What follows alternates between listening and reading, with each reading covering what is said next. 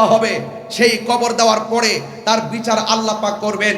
হাসরের ময়দান হবে, মিজানের পাল্লা হবে, নেকি বদি ওজন হবে, বিচার আল্লাহ করবে।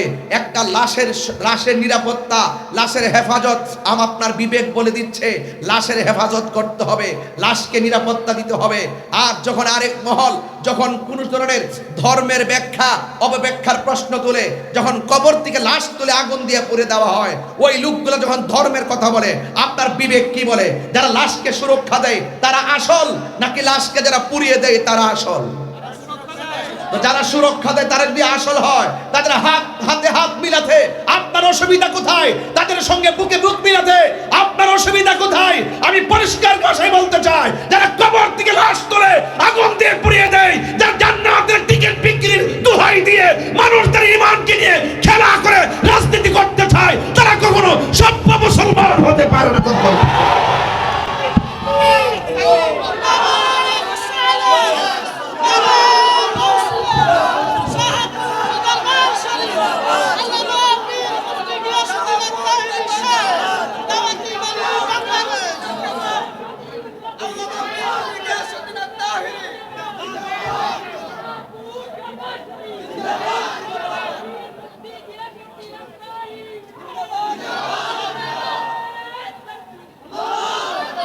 আমার কথাগুলো কেউ নেগেটিভ সেন্সে নেবেন না।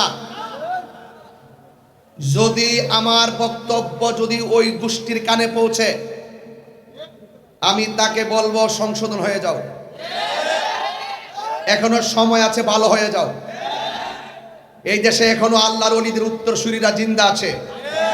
এই দেশে শাহজালালের উত্তরসূরিরা জিন্দা আছে, শাহপরানের উত্তরসূরিরা জিন্দা আছে, গরিবুল্লাহ শাহর উত্তরসূরিরা জিন্দা আছে, মিসকিন শাহর উত্তরসূরিরা জিন্দা আছে, বাবা শাহজালাল ইয়ামনি থেকে শুরু করে 360 আউলিয়ার উত্তরসূরিরা জিন্দা আছে, শাহ মানস শাহর উত্তরসূরিরা জিন্দা আছে, বাগদাদি মুর্শিদ কেবলার উত্তরসূরিরা জিন্দা আছে। আমার পরিষ্কার কথা হলো, তোমার যেভাবে মন চাই সেভাবে চলো। আল্লাহর ওলিদের দেখেন মতকে কলুষিত করে যারা ইবনে আব্দুল ওয়াহাব নজদীর অনুসরণ এই দেশে প্রতিষ্ঠা করতে চায়, দাঁত ভাঙা জবাব দেওয়ার জন্য সুন্নি জনতা প্রস্তুত আছে। কথা বলেন।